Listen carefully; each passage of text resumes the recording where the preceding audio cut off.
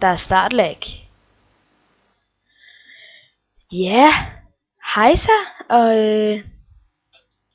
velkommen til min nye verden. 1,7 er det, som I kan se.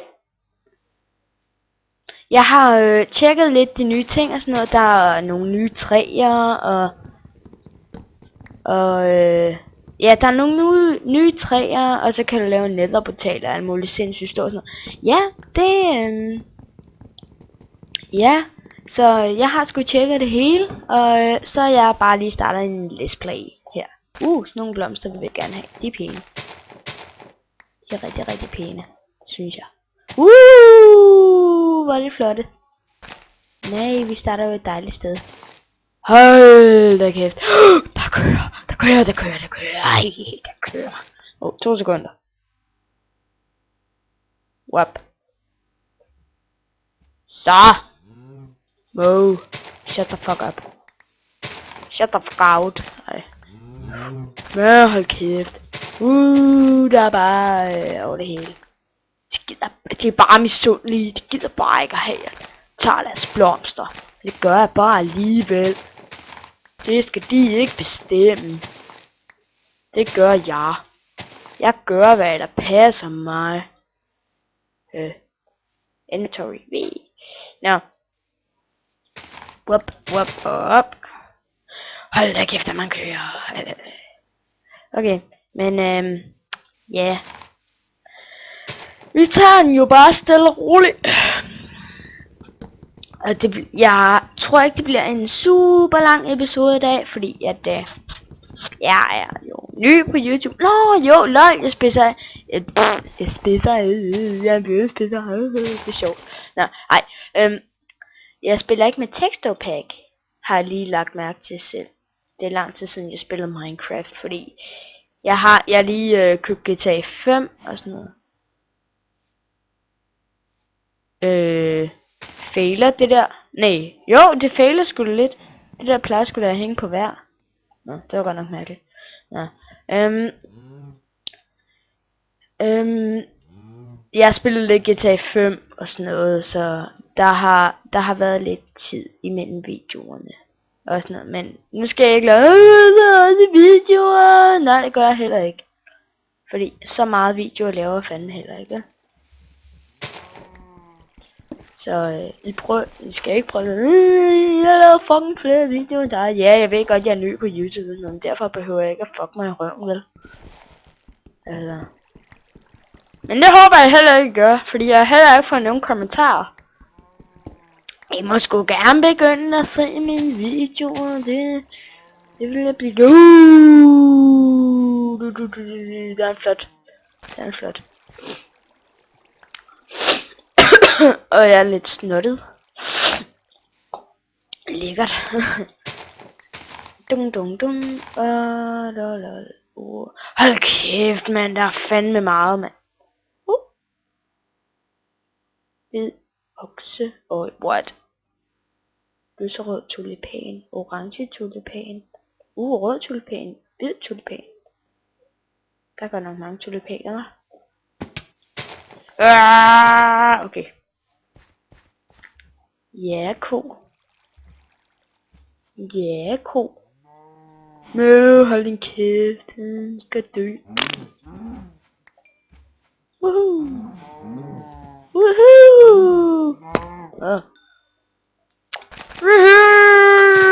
Blade! Sådan der, vi skal have fundet noget mere te. Det smager godt. Hej.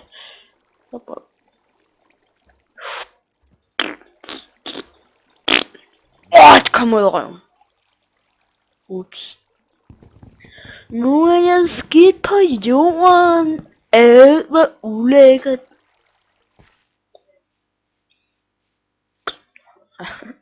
Okay, jeg skal nok lade være med at kaste mine items væk. Det er nok en dum idé. Ikke folkens.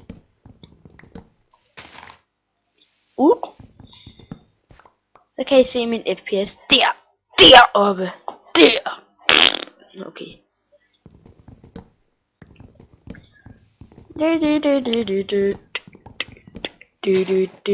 Okay. Jo, hvad er det? Nå, det er bare det. Og jeg ved godt, jeg er sådan lidt kedelig, at I ser mig selv på blomster, eller fange blomster, kan man sige. Ja, jeg ved sgu godt, det er lidt kedeligt. Jeg må hellere få lidt mor ind i stedet for. Boom. Ja, som jeg sagde, jeg tror ikke, det bliver en super lang episode. Endnu. Fordi jeg skal sgu lige have lavet noget på... jeg skal lige have fået noget nyt grafikkort eller noget. Gex, hvis I kender ham. Ham kender I alle sammen, tror jeg nok. Forhåbentlig. Han har lagt et eller andet vlog ud, hvor at han fortæller om et nyt grafikkort for 400 eller 500 kroner, kan jeg ikke huske. Så det overvejer jeg at købe. Hold kæft, mand, der er sgu da hvidt her over det hele. Fuck, jeg kører ikke med så høj FPS mere. Hey, der er lava! Yeah!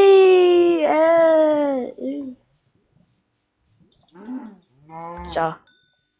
Der kommer allerede en smule lag, synes jeg. Det er sgu ikke. Det er verdens undergang! Nej. Hvad hvis jeg gør sådan her? LOL! Så kører jeg kun med de der... okay. Nu kører jeg... Nej. Fuck det. Svampe, svampe, svampe, svampe, svampe, svampe. Okay. Nej, der er noget bøf derovre. Den tager jeg. Nå, så har jeg oplevet, når jeg spiller på min egen verden. Der har jeg lagt mærke til nogle gange, så ligger jeg bare blomster ude i den blå luft. Sådan, altså ikke ude i den blå luft, sådan deroppe, vel, men sådan her for eksempel, over det hele. Det synes jeg er lidt mærkeligt. Besynderligt.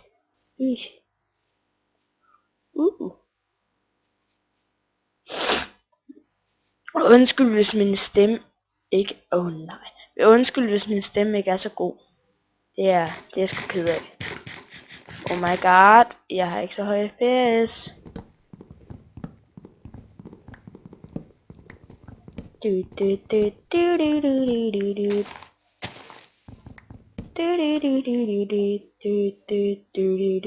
Okay. Ej, vi skal også... Hold kæft, man, lorte FPS. Det kan godt blive lidt højere, ikke? Ja, hvis jeg gør sådan her. Bliver du så glad? Ja, det gjorde den! Den blev glad. Kom op på det der tømme, så når jeg tog den igen, så blev den sur. Oh my god. Fuck, det der, det er lidt slenderagtigt, det tør jeg ikke. Oh my god, oh my god. Der er mushroom! En big mushroom.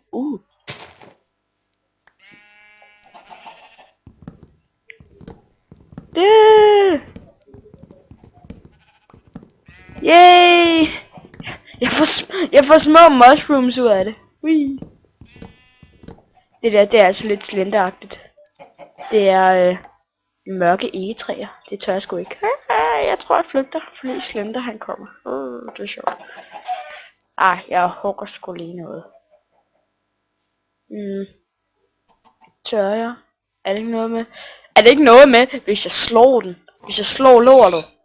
Jamen så falder det. Så kommer Slender. Okay. Der fik jeg, hva'? Okay. Ja. Der blev jeg faktisk selv lidt bange. Hvad, lad mig se, når du skal lidt op her. Det er sgu da meget bedre. Dejlig udsigt. Ja!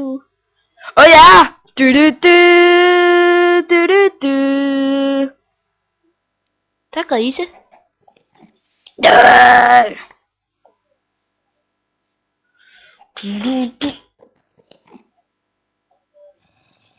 Jeg kan en zombie.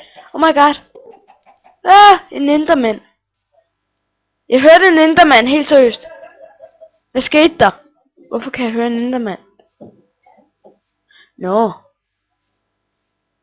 Yes, vi kan lige nå at grave os ind herhen. Au. Kyllinger! Ja, folkens. Altså, jeg ved sgu godt, hvis jeg stopper videoen nu, så er jeg mega lame, fordi at den var så kort og sådan noget, ikke? Men, jeg kan høre zombier. Det gør mig slet ikke glad. Det kommer! Det kommer! Fuck.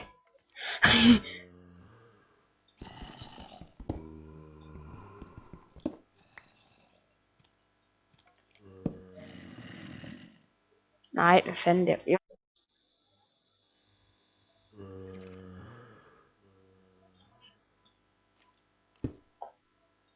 Okay, kan bare bruge resten af pindene her.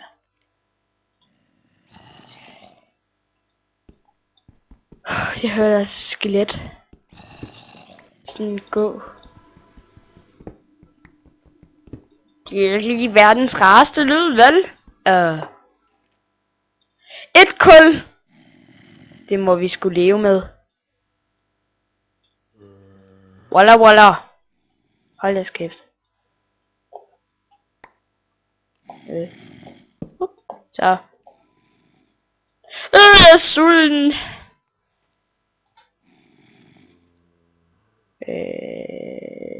Hvad gør jeg? Jeg gør sgu bare sådan her. Hallo! Okay, stentools. Okay, jeg gør sgu lige sådan her. Fuck det der snotteri. Fandme lidt irriterende. Artarne.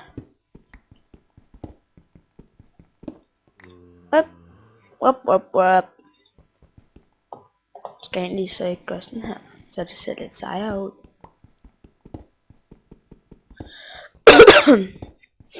Ej, undskyld. Gross it.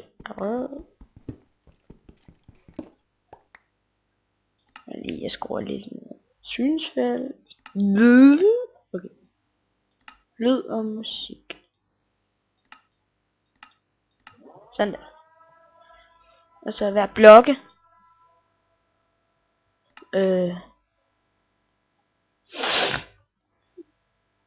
er jo det, og så spiller den kan også skrue lidt ned for. Og fjendtlige væsener, den kan vi i hvert fald skrue ned for.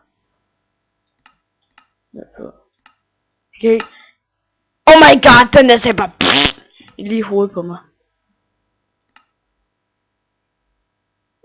Venlige væsener, dem kan vi godt lide. Omgivende miljø. Hvad betyder det? Nå, den der Enderman der, den kunne jeg bare ikke lide at høre. Og den der zombie. Bare sådan fordi det var så mørkt. Jo, så igen. Og det var jo mega mørkt inde i den der skov der, så der spawnede jo zombier.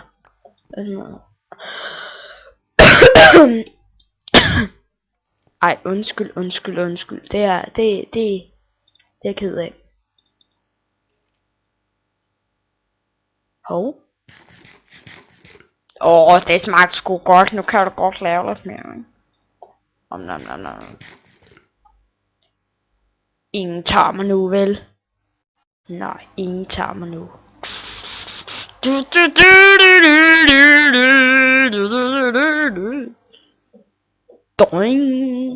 Doing. Så pause du lige, var. Ej, det gør vi ikke. Det kan lyde, at jeg fryser. Det ved jeg faktisk ikke, hvorfor. Mit kul. Det er mit. Jamen, det er sgu mit, det der.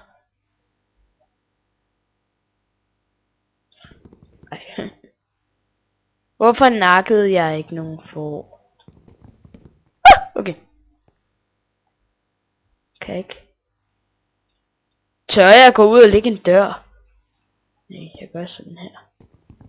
Så er det i hvert fald lidt pænere, ikke?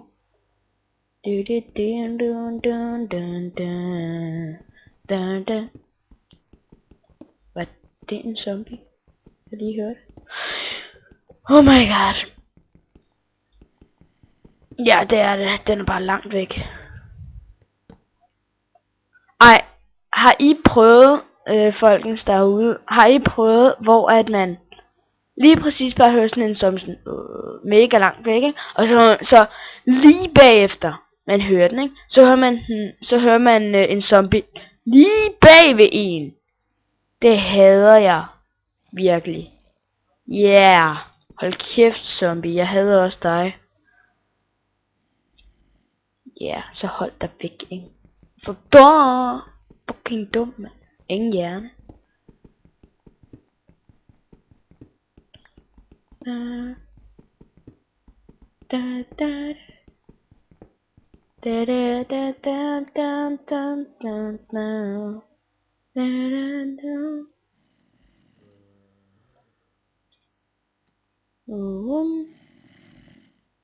Oh my god, se, nu kommer den tættere på. Boing! Oh my god, jeg er god! Jeg føler mig pro. Lige når jeg siger den er boing, så går den faktisk. Og så... Hold jeres kæft.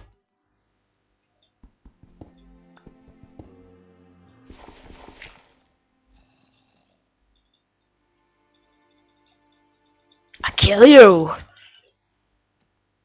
Okay. Jeg kan høre dig. Jeg kan høre dig. Jeg kan høre, at du tager skridt. Min dumme ven. Okay. Har jeg ikke... Pis, jeg har ikke noget sand. Hvad skal der bruge sand til? Ja, det ved jeg egentlig heller ikke. Jeg tænkte bare, jeg måske kunne sætte noget glas der, så kan jeg jo ikke slå igennem. Hvis der nu er et eller andet.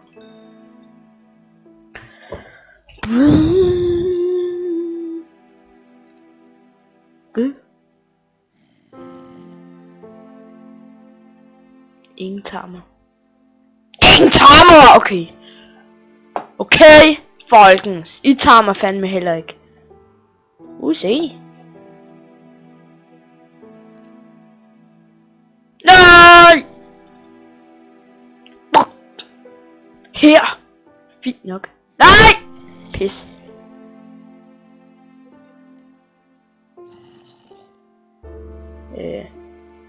Fint nok. Hvis ikke er mig, så... frø, det har jeg fandme godt af. Her. Og L4... Nå. Den kan jeg bruge til pile. Eller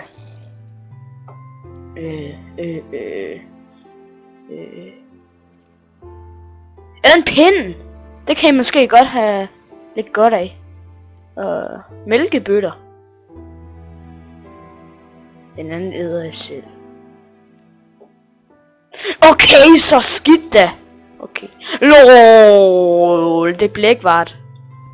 Yeah, det er blækvart. Har det egentlig ikke i en ny opdatering fået gjort et eller andet, så de faktisk kan se ind på længere afstand? Men hvad hvis jeg gør sådan noget? Skal jeg se? Ja, okay, den kan se mig. Okay, det er ret nice. Men alligevel lidt nederen. Hvad vil du nu gøre? Bare little bitchy. Lille bitchy. Mickey Mouse. Hallo. Hallo, lille Mickey. Mickey. Ja, det er du. Nu skal den dø. Dø. Headshot. Simpelthen. Tager mine ting. Dork. Er der ikke snart morgen? Ja, imens kan jeg grave længere ind. Eller måske kan jeg lave sådan her. Altså, lave lige sådan her. Så er der fandme en smutvej.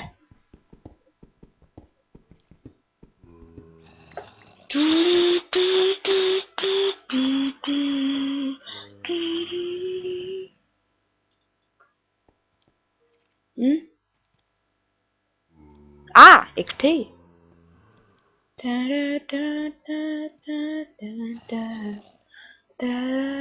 Hold nu kæft, mand. En kylling.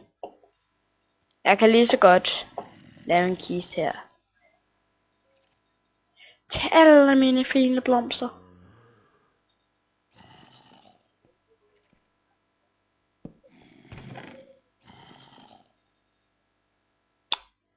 Sådan planter. Men vi lægger tulipanerne i tulipaner. Sådan der. Og så lægger vi mælkebøtter i mælkebøtter. Og så... hvor er de andre mælkebøtter? Nå, den tror jeg måske ikke. Og så... de hvide ting. Okay, den her putter vi bare her. Og så... sådan der. Sådan. Sig mig engang, er der flere gæster? Nej, det er fandme ved at blive dag! Woohoo! Oh my god, yeah! Yeah! Yeah! Yeah! Okay. Yeah! Okay. Yeah! Er ikke bare irriterende, folkens. Økse. En svamp. Her, værsgo, det er morgenmad. Nå jo. Prøv at se. Peon. Hey. Jeg kan jo egentlig gøre sådan her.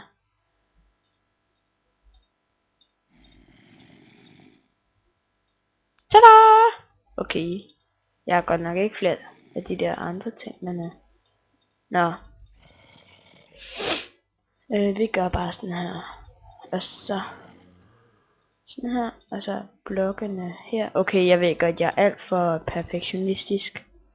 Men ja, sådan er jeg. Nogle gange. Okay, jamen, så tager vi bare planterne igen, og så smutter vi. Indtil at vi hører, at vi bliver her, indtil at vi hører zombierne tage skade.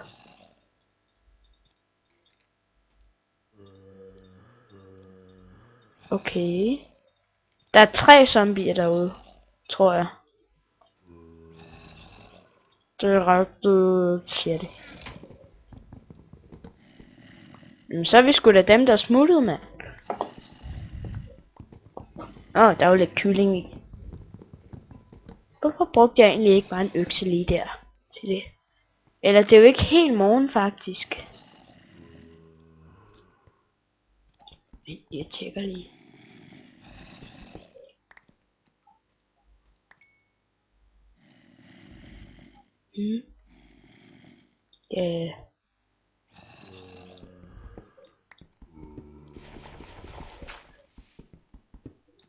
Det er sgu da morgen.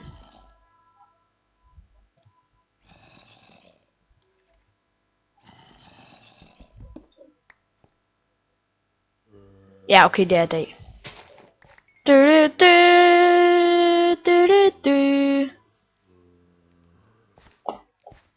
Ja. Hej kylling. Erik! Yay! Et til. Hej kylling. Hvorfor fanden? Nå, lige meget. Lol. Det skulle lige lave dødsægget. Okay, sådan der. Og så... Hvad fuck var det? Det skræmmer mig. Fuck.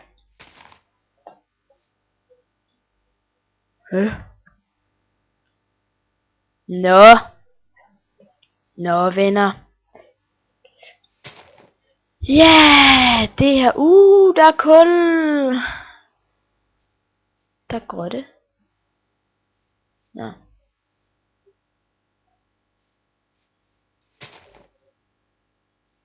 Nå venner, jeg har lige fundet kul, og så når jeg hugger det, så er jeg sgu nødt til at gå. Jeg ved sgu godt. Det er lidt neon, okay.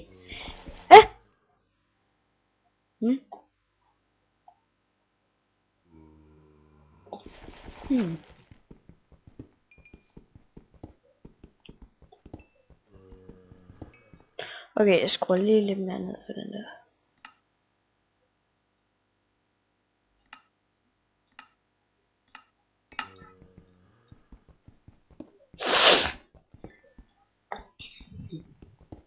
Men så er, ja, så det er jeg ked af. Det må jeg undskylde, at den ikke er blevet så lang.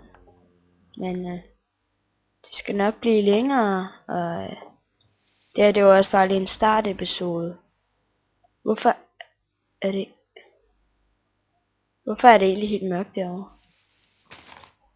Men ja, altså, jeg håber sgu, at I liker og subscriber og hvad jeg nu kan finde på. Og kommentere!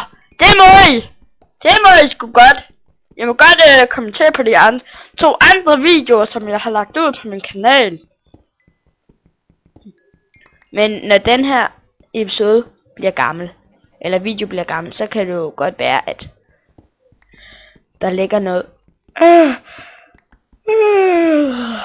Undskyld, at der ligger nogle andre videoer på, i stedet for kun lige 2 videoer. Men så til når videoen bliver gammel, siger jeg bare lige, og folk ser den her video, så vil jeg bare gerne lige sige, at folk, I må altså bare lige huske, at videoen er fra 2012, første 1. november, ikke? Så 1. november 2012 har jeg optaget den. Det er jo ikke sikkert, at jeg får lagt den ud samme dag, mener jeg.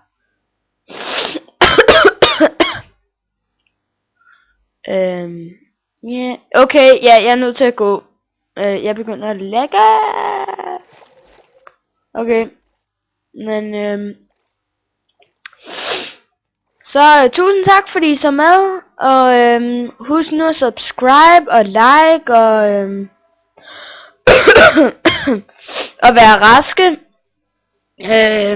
Eller nu fordi jeg er syg, men have det godt.